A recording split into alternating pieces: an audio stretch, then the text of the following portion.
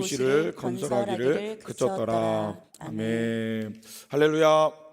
네, 이른 아침에 잘 나오셨습니다. 날씨가 점점 추워지고 있습니다. 특별히 환절기에 건강 유의하시고 길이 많이 미끄러우니 넘어지지 않도록 잘 이동해 주시기를 바랍니다. 우리가 읽고 있는 성경은 성령의 감동으로 기록된 하나님의 말씀입니다. 창조부터 종말까지 또 우리를 구원하기 원하시는 하나님의 거대한 이야기가 이 성경 66권에 기록되고 있는데요. 그런데 이 성경에서 만약 가장 중요한 전환점을 찍는다면 어디를 그 전환점으로 잡을 수 있을까요? 구약과 신약을 나누는 말라기와 마태복음을 전환점으로 잡을 수 있을까요? 제 생각에는 오늘 읽었던 마태복음 11장과 창세기 11장과 12장을 그 전환점으로 삼을 수 있을 것이다 생각됩니다. 창세기 1장부터 11장까지 기록된 인류의 일반 역사와 그 역사에는 인류가 어떻게 타락하게 되었고 그 흩어진 과정이 기록되어 있고, 또 창세기 12장부터 그 이후의 기록은 아브라함으로부터 시작된 하나님의 특별한 구속의 역사가 시작되기 때문입니다. 그래서 구속사적으로 이러한 창세기 11장까지 그리고 창세기 12장 이후로 구분하는 구분은 매우 큰 의미가 있습니다. 오늘 우리는 이 인류의 일반 역사의 마침표이자 또 새로운 시작의 문턱에 있는 한 사건을 통하여 우리가 나아가야 할 삶의 방향성에 대해 함께 생각해 보길 원합니다. 벌써 1월 마지막 주가 되었습니다. 또 은혜로 1월 첫 주 일부 예배 때 제가 말씀을 전했는데요. 혹시 말씀의 제목 기억나십니까? 아담과 하와의 이야기로 너는 나다라는 제목으로 말씀을 나누었습니다. 타인을 자신의 몸과 같이 사랑하고 우리 안에 삼위일체 하나님의 그런 사랑을 드러내는 그런 공동체를 세워야 함을 함께 전하였는데요. 오늘은 이제 너와 나의 관계를 넘어서 우리라는 공동체로 그 이야기를 확장해 보고자 합니다. 우리가 쓰는 말 중에 우리라는 단어는 매우 따뜻한 좋은 의미를 가지고 있는 표현입니다.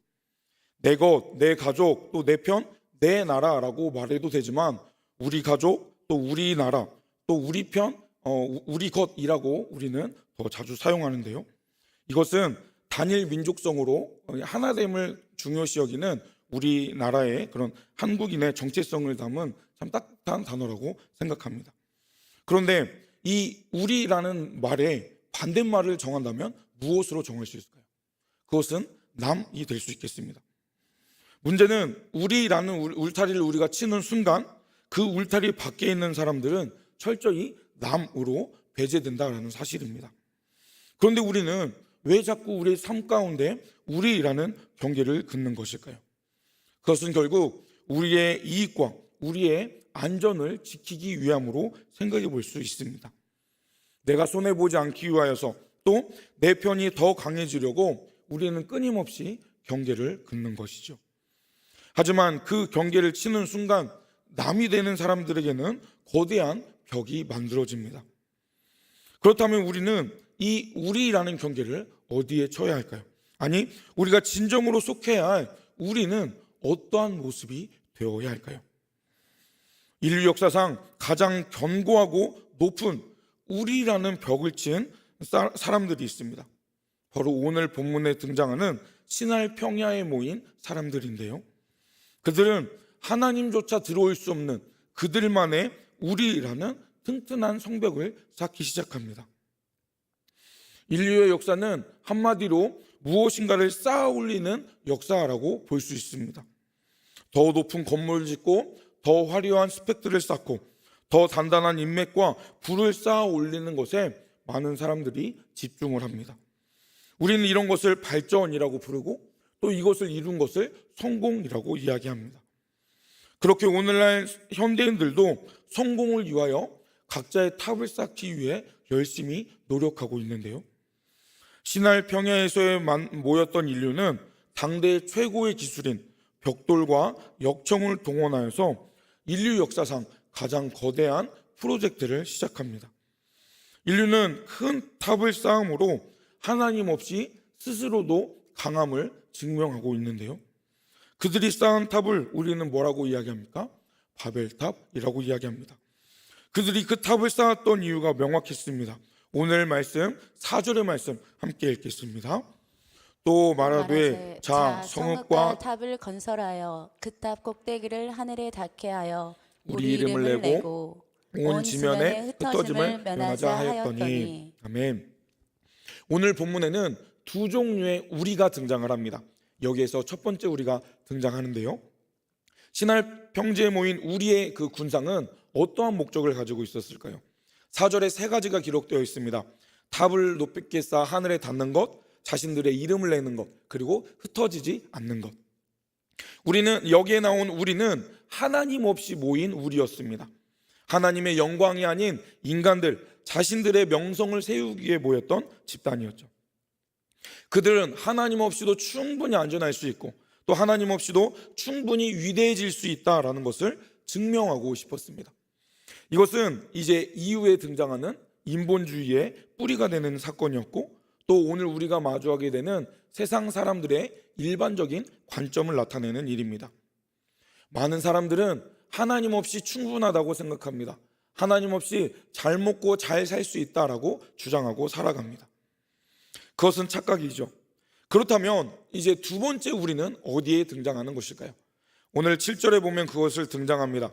인간들은 하늘을 향한 도전장을 내밀었고 그들의 선전포고에 하나님은 그들과 똑같은 방식으로 이야기를 하십니다. 7절의 말씀 같이 읽어보겠습니다. 자, 우리가 내려가서 거기서 그들의 언어를 혼잡하게 하여 그들이 서로 알아듣지 못하게 하자 하시고. 아멘. 인간의 우리는 하늘에 다 올라가려고 노력한 우리였습니다. 하지만 하나님의 우리는 그러한 그들의 교만을 무너뜨리기 위하여, 그들을 낮추기 위하여 내려오신 우리였습니다. 자신의 이름을 드러내는 자들에게 높임을 받아 마땅하신 분이 기꺼이 낮은 자리로 내려오셨습니다. 그리고 흩어지지 않으려는 그들을 흩어지는 일을 하십니다. 오늘 우리는 이 두 우리의 충돌을 통하여 우리가 회복해야 할 우리의 공동체의 바른 모습은 무엇인지를 함께 생각해 보기를 원합니다. 인간이 신할 평야에 모여 그토록 높은 탑을 쌓으려는 이유는 무엇이었을까요? 그렇게 높은 탑을 만들면 어떤 일들이 일어날까요? 그들이 그런 높은 탑을 쌓았을 때 일어나게 될 일들을 상상해 보기를 원합니다. 멀리 떨어진 곳에서도 그 탑이 보였을 것입니다. 사람들은 그런 거대한 높은 탑을 보고 감탄했을 것이고 그 탑을 누가 만들었는지 궁금해했을 것입니다. 바로 그때 그 탑을 쌓은 자들의 이름이 세상 가운데 드러나게 되는 것이죠. 그들의 1차적인 목적은 자신들의 이름을 만천하에 드러내는 일이었습니다. 첫 번째, 바벨에 모였던 우리는 자신의 이름을 드러내는 우리였습니다. 따라서 이들이 말하는 우리의 경계는 명확합니다.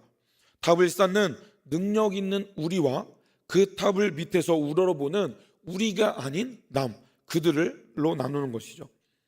타인들에게 자신의 우월함을 과시하기 위하여서, 그들을 지배하기 위해서 탑을 쌓을 계획을 세운 것입니다.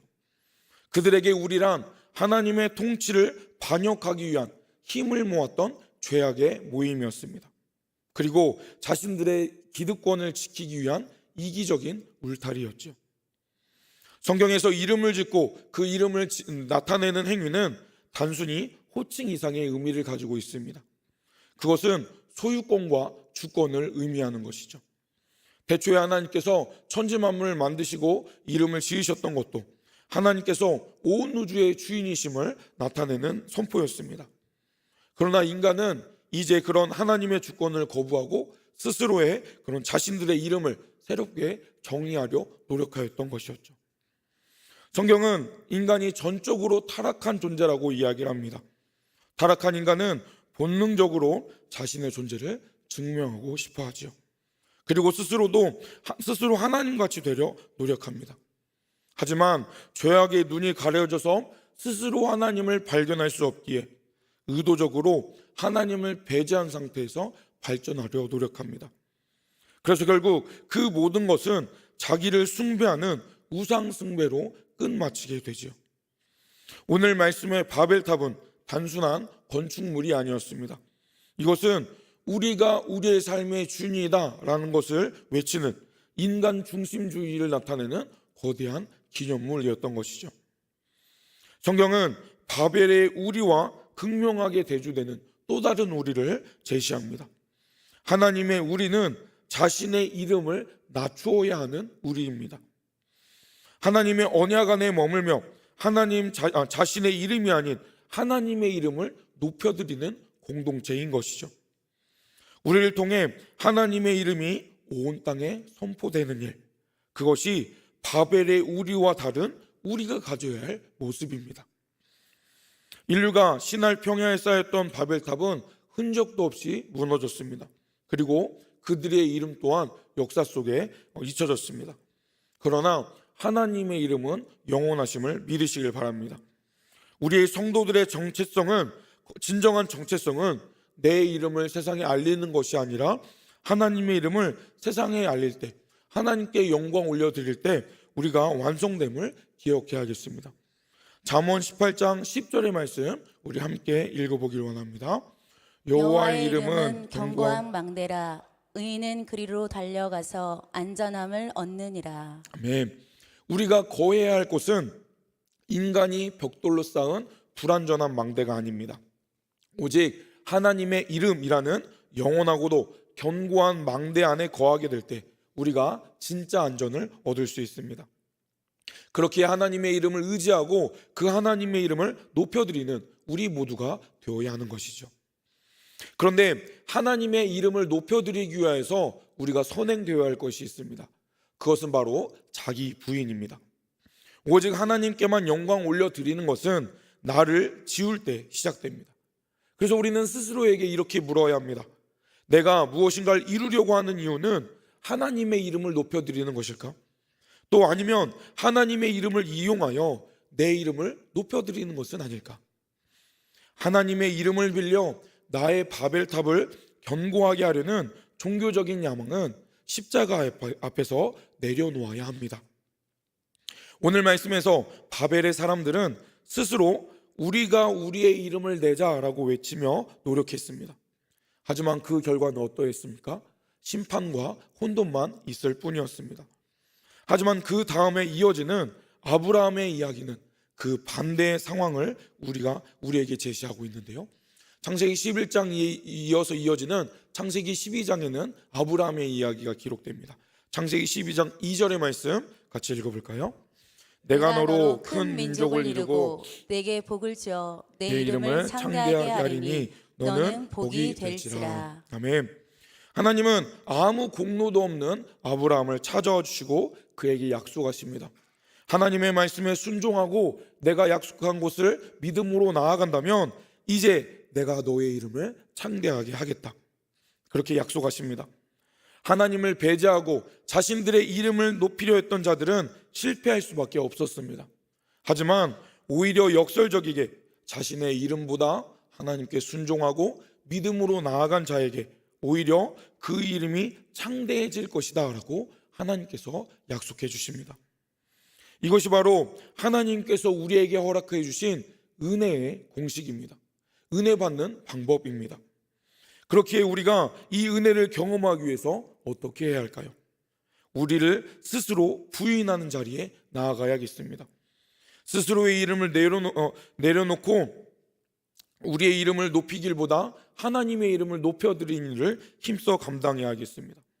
기꺼이 우리의 이름을 부인하고 우리의 삶을 하나님께 맡길 때 하나님께서 우리의 인생을 우리의 생각보다 더 크신 가치 있는 일에 우리를 이끌어 주실 줄 믿습니다.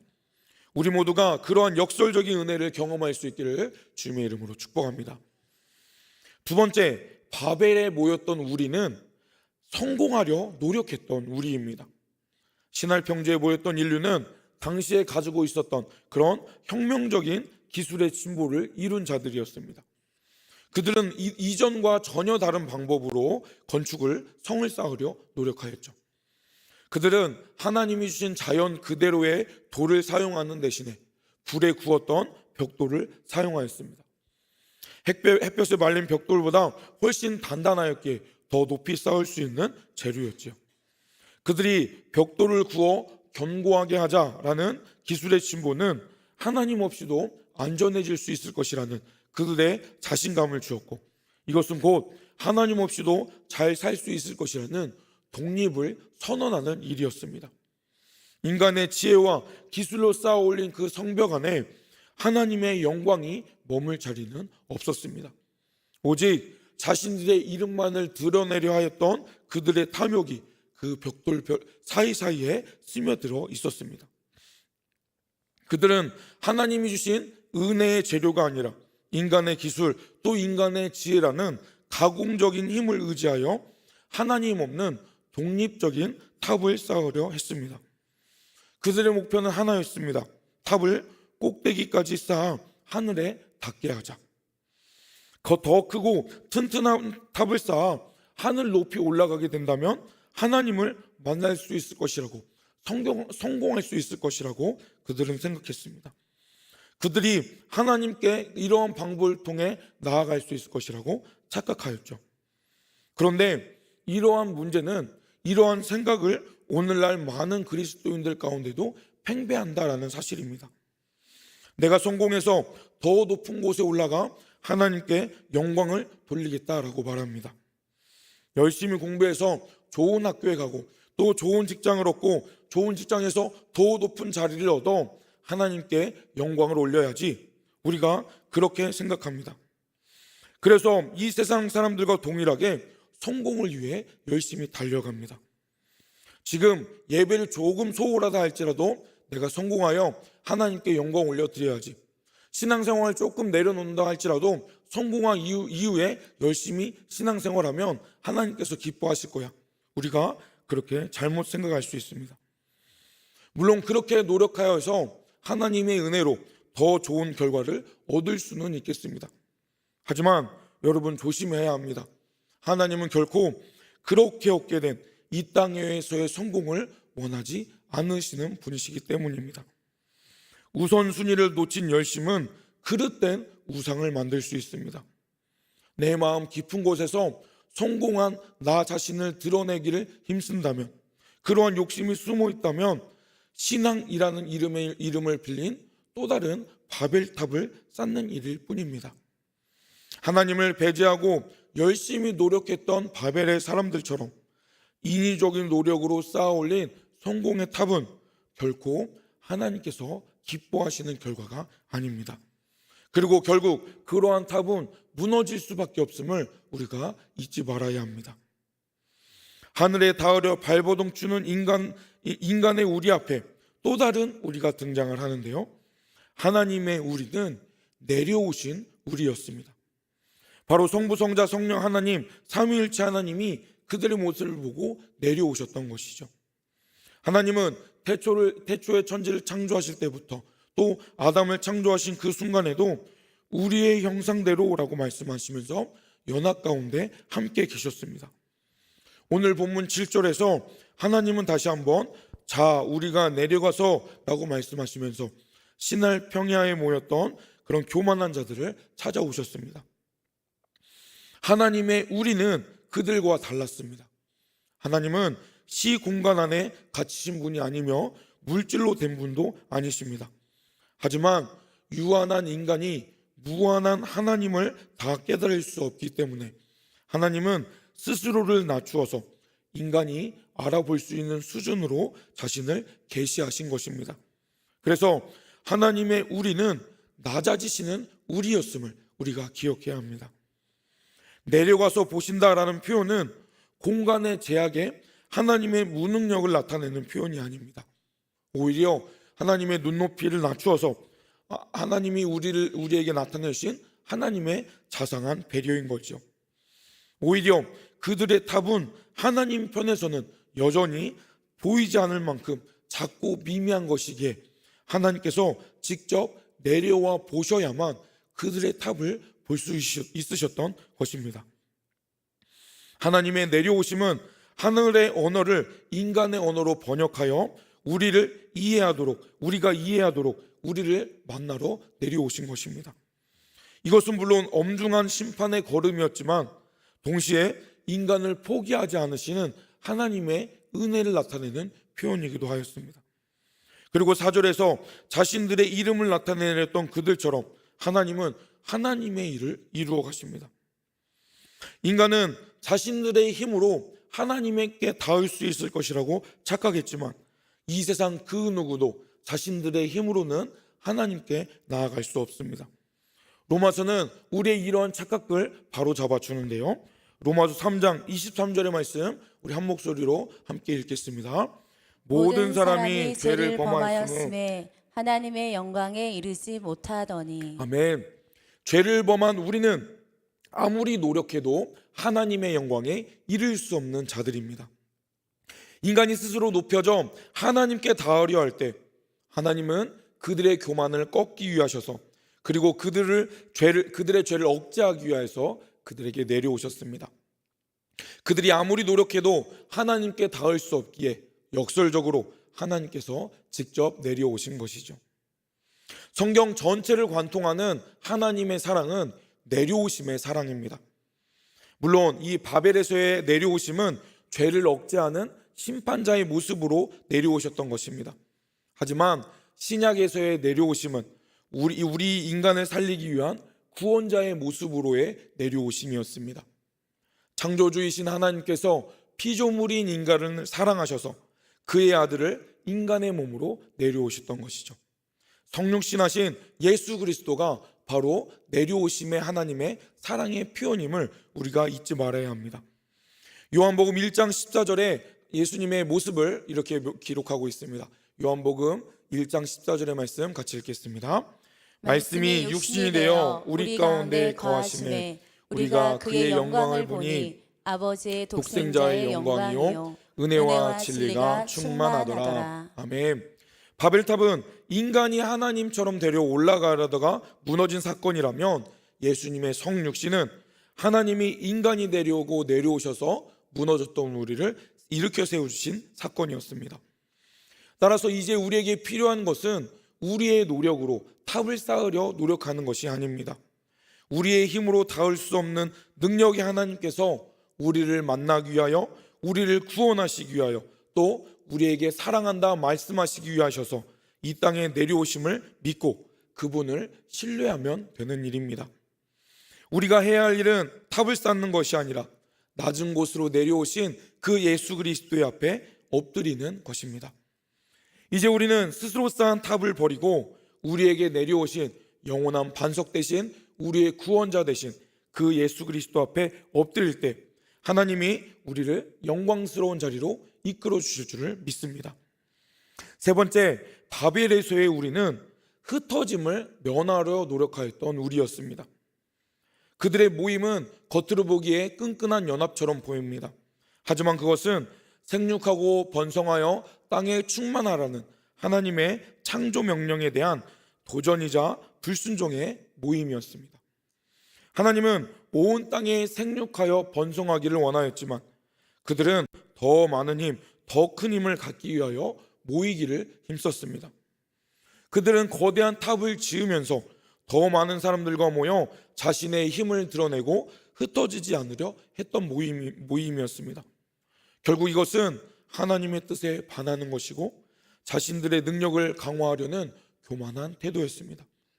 그들은 하나님의 보호하심보다 자신들의 결속을 더 신뢰하였고 그 결속을 통하여 놀라운 일을 이룰 수 있을 것이라는 교만한 마음을 가졌습니다. 그들은 하나님이 주신 사명보다 자신들이 통제 가능한 좁은 구역 안에서 안전과 권력을 선택한 잘못을 범하였습니다. 그들에게 우리는 하나님 없이도 안전할 수 있을 것이라는 보호막이었습니다. 하나님을 신뢰하지 못하는 인간들은 끊임없이 끼리끼리 모여 자신들의 성벽을 쌓아갑니다. 이 바벨의 유혹은 오늘날 우리에게도 동일하게 찾아올 수 있습니다. 우리 교회나 우리 공동체가 우리들만의 리그, 우리들만의 모임으로 갇힐 때 그것은 성경적 연합이 아니라 바벨의 결속으로 변질될 수 있음을 주의해야 합니다. 우리끼리만 행복하고 또 우리끼리만 즐겁고 또 우리끼리만 은혜 받는 것은 결코 건강한 공동체가 아닙니다. 교회의 가장 중요한 사명, 세상을 향한 복음을 전하는 일보다 우리끼리 안락하고 우리의 기득권을 지키려 노력한다면 그것은 고여서 썩어갈 수밖에 없는 고인물이 될 수밖에 없습니다. 따라서 우리가 기억해야 될 것은 시날 평야에 내려오신 하나님의 목적을 기억해야 합니다. 그것은 그들의 언어를 혼잡하게 하여 인본주의적인 연합을 깨뜨리려는 내려오심이었죠. 하나님의 개입은 겉보기에는 심판 같아 보입니다. 하지만 하나님은 이것은 하나님의 흩어주심의 은혜였습니다. 그들이 모여서 더 큰 죄악을 짓기 전에, 하나님을 대적하기 전에 하나님은 죄를 확산하는 것을 막으려고, 그들이 죄악의 길로 가는 것을 막기 위하여 그것을 끊기 위해 내려오셨던 것이죠. 물론 하나님께서 그 이후에 어떠한 과정으로 그들의 언어를 혼잡게 하셨는지는 알 수 없습니다. 하지만 하나님은 그 일에 직접적으로 개입하셨고, 우리라고 연합하였던 그들이 서로 알아듣지 못하는 사이가 되도록 만드셨습니다. 이것은 하나님의 창조 목적이었습니다. 땅에 충만하라 하셨던 그 하나님의 말씀대로 하나님께서 그 일을 직접 성취하셨던 것이죠. 따라서 우리가 알아야 할 하나님의 우리는 흩어져야 하는 우리입니다. 말은 공동체를 세우기도 하고 무너뜨리기도 하는 강력한 힘을 가지고 있습니다. 하나님도 말씀으로 천지를 창조하셨고 인간은 언어를 통하여 연합합니다. 그런데 그러한 규정한 언어를 통하여 하나님은 이 흩어지게 하셨고 그들의 공사를 중단시키셨던 것이죠. 그들이 서로 말이 통하지 않게 되자 그들이 튼튼히 지으려 했던 그런 인간의 연합은 순식간에 붕괴되었습니다. 이것은 하나님 없는 연합이 얼마나 연약한 것인지를 보여주는 것입니다. 언어는 우리의 생각을 100% 전달할 수 없는 유한한 도구이기에 작은 오해만으로도 관계가 무너지게 된 것이죠. 하나님을 배제한 소통은 결국 이렇듯 혼잡해질 수밖에 섞일 수밖에 없음을 우리가 기억해야 합니다. 하나님은 우리가 지은 성 안에 갇혀 있는 것이 아니라 온 세상으로 나아가 하나님의 영광을 드러내기를 원하시는 분이십니다. 따라서 이 바벨의 우리에 맞서는 또 다른 우리는 하나님의 부르심으로 흩어져야만 하는 우리인 것입니다. 우리는 이 이름은 자신의 이름을 내기 위해 성벽을 쌓는 것이 아니라 하나님의 이름을 높여드리기 위해 자신을 부인하고 기꺼이 흩어지는 모임인 것이죠. 나를 위해 모이는 것이 아니라 하나님의 이름을 위해 모이되 하나님의 부르심에 순종하여 기꺼이 흩어지는 공동체입니다. 성경은 언어가 흩어진 비극에서 끝나지 않습니다. 수천 년 후 오순절 마가의 다락방에 성령님이 임하시고 놀라운 반전, 놀라운 연합의 일들이 일어나게 됩니다.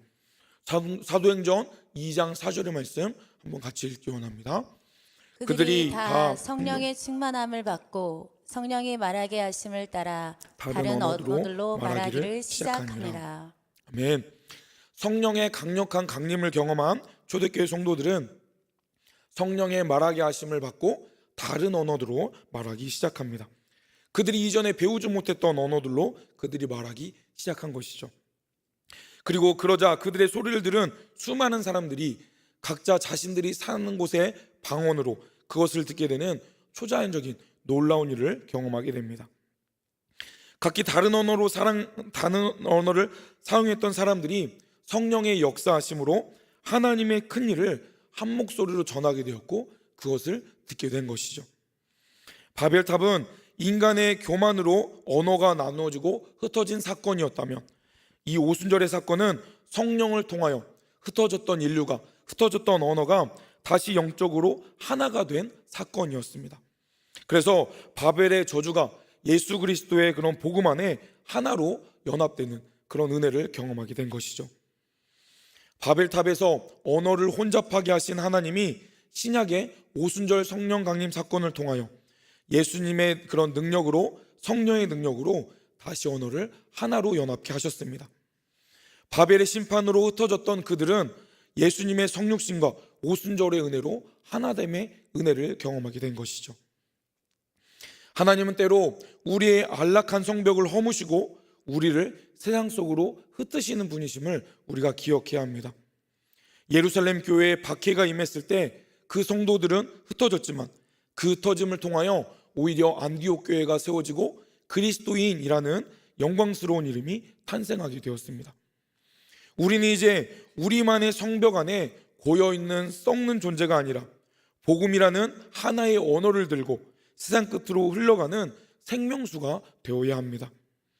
2026년 우리 교회와 우리 모든 성도들이 성령 안에서 하나 되어 주님이 보내주시는 곳으로 기쁘게 흘러나가는 그런 선교적 사명을 감당해야 되겠습니다.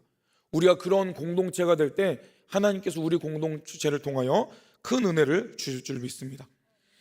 오늘 우리는 창세기 11장을 통하여 두 종류의 우리에 대해서 함께 생각해 보았습니다. 첫 번째 바벨에서 보였던 모습은 그 우리였죠. 그들의 그 특징은 명확했습니다. 하나님 없이 자신들의 이름을 내고 또 성공을 위해 뭉치고 또 자신들의 강함을 위하여 흩어지지 말자라는 우리였습니다. 그러나 그 결과는 어떠했습니까?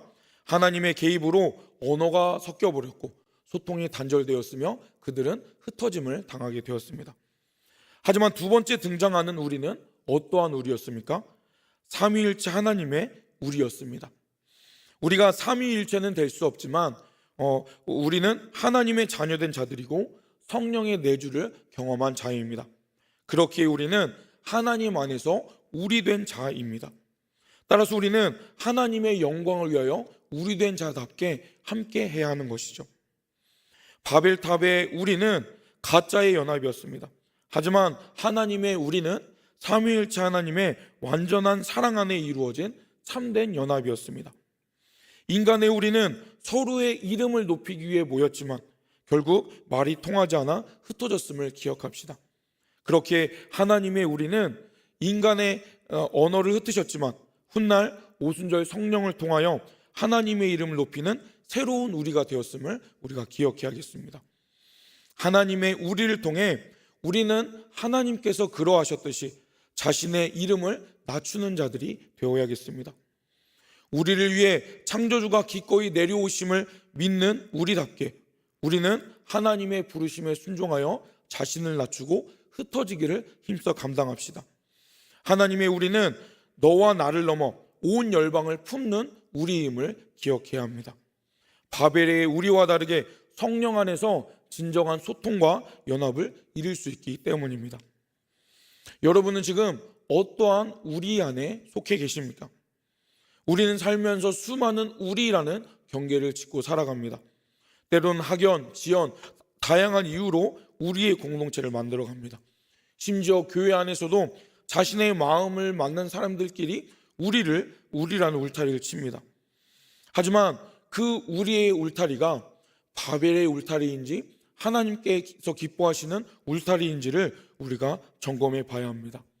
그 울타리를 통하여 나의 이름을 드러내고 나의 힘을 나타내는 나의 특별함을 자랑하기 위한 우리라면 결코 하나님께서 기뻐하시지 않는 우리입니다. 그 목적이 하나님의 영광이 아닌 나를 과시하기 위함이라면 하나님은 그 소통을 막으실 것입니다. 혹시 최근에 대화가 끊기고 마음이 다친 그런 관계들이 있으십니까? 말이 통하지 않아 고통을 겪고 계십니까? 그렇다면 스스로에게 그 질문을 해야겠습니다.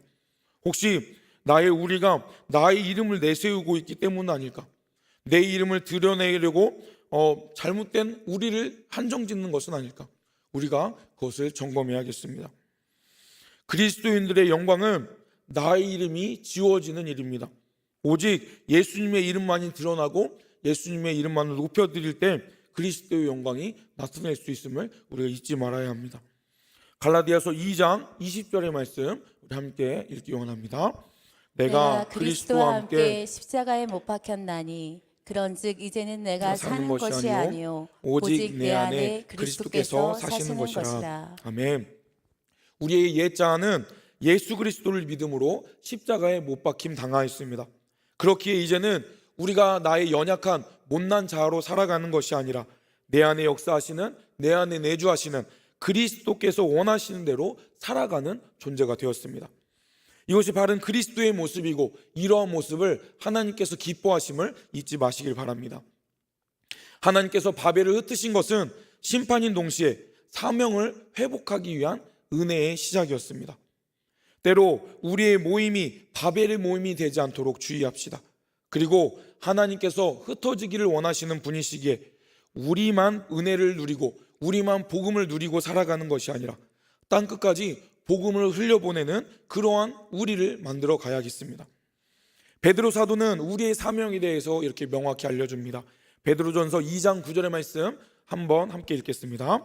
그러나 너희는 택하신 족속이요 왕같은 제사장들이요 거룩한 나라요 그의 소유가 된 백성이니 이는 너희를 어두운 데서 불러내어 그의 기이한 빛에 들어가신 이의 아름다운 덕을 선포하게 하려 하심이라. 아멘. 하나님께서 우리를 택하시고 왕같은 제사장 삼으시고 그의 거룩한 나라요 소유된 백성으로 세우신 이유는 무엇입니까? 죄악의 어둠 가운데 있는 우리를 불러내신 이유, 그것은 바로 하나님의 기이한 빛, 우리가 예상할 수 없는 하나님의 그런 놀라운 사랑의 은혜를 경험한 자답게 그의 아름다운 덕을 선포하기 위하여 우리를 불러주신 것입니다. 결국 하나님은 우리가 받은 이 놀라운 사랑을 우리만 가지고 끝내는 것이 아니라 우리끼리만 누리고 끝내는 것이 아니라 땅끝까지 열방에 그것을 알지 못한 이들에게 그 놀라운 사랑을 선포하려고 우리를 부르셨음을 믿으시길 바랍니다. 교회는 우리만 은혜 누리는 안락한 도피처가 아닙니다. 우리는 이 교회뿐만 아니라 우리가 모인 모든 모임 가운데 선교사로 부름받은 자들입니다. 우리의 가정과 직장에 우리는 하나님이 세워주신 선교사입니다. 따라서 우리가 우리를 모이는 공동체로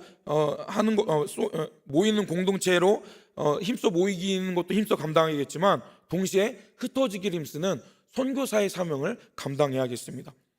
우리는 각자의 자리에서 그 귀한 사명을 감당해야겠습니다. 그저 우리끼리를 위한 내부 지향적인 공동체가 아니라 복음을 전하는 외부 지향적인 우리의 공동체로 우리의 체질을 바꿔야겠습니다. 그저 고여서 썩어버리는 모습이 아니라 우리의 경계를 뛰어넘어 흘러넘치는 강물이 되어서 땅의 충만함을 이루는 자들이 되어야겠습니다. 은혜가 흘러넘쳐서 세상 모든 사람들이 하나님의 사랑과 은혜를 알 수 있는 그런 사랑의 공동체로 우리가 세워져 가야겠습니다. 사랑하는 성도 여러분, 바벨의 역사는 결국 흩어짐으로 끝나였지만 예수님께서 시작하신 교회의 역사는 연합과 회복으로 완성되었습니다. 성령의 충만함 없이 성령의 충만함을 입어 바벨의 언어가 아닌 사랑의 언어로 하나 되었음을 우리가 기억합시다. 내 이름을 위하여 성을 쌓는 나 중심의 모습이 아니라 그런 것은 모두 내어놓고 주님의 이름을 위하여 세상을 치유하는 하나님 중심의 우리가 되어 가야겠습니다. 여전히 세상 사람들처럼 바벨의 우리에 속하여 경쟁하는 모습을 내려놓읍시다. 힘의 논리로 일을 하는 것이 아니라 우리가 성령의 은혜로 하나 된 자답게 서로의 연약함을 돌보며 하나 되어 흩어지기를 위해 힘쓰고 주님의 이름을 땅끝까지 전하는 귀한 사명을 감당해내는 우리가 되기를 소망합니다. 오늘 이 아침 우리가 더 높은 곳에 나아가려 했던 마음들이 있다면 그런 것들을 멈추시고 우리가 하나 되어 성공보다는 낮은 곳으로 임하셨던 그 하나님의 은혜를 기억하여 예수 그리스도의 발 앞에 엎드리시는 우리가 되기를 소망합니다. 그럴 때 우리가 비로소 무너지지 않는 하나님의 나라와 하나님의 은혜를 경험하게 될 줄 믿습니다. 여전히 세상의 방식대로 경쟁하고 힘의 논리로 쌓아 올리는 바벨탑에 우리에 머물러 계시지 마시고 우리가 하나 되어 성령 안에 성령의 우리, 하나님의 우리를 날마다 경험하기를 축복합니다. 하나님은 오늘도 스스로 높이는 자들을 흩으시기 위해 내려오실 것입니다. 하지만 하나님 앞에 스스로 자신을 낮추고 하나님의 이름을 높이는 자들을 오히려 더 높이시고 그들을 통하여 하나님의 나라를 세워가실 줄 믿습니다. 이 거룩한 부르심에 응답하여서 나를 뛰어넘어 우리로 또 우리를 뛰어넘어 열방으로 이 복된 하나님의 사명을 감당하시는 저와 여러분이 되시기를 주님의 이름으로 축복합니다.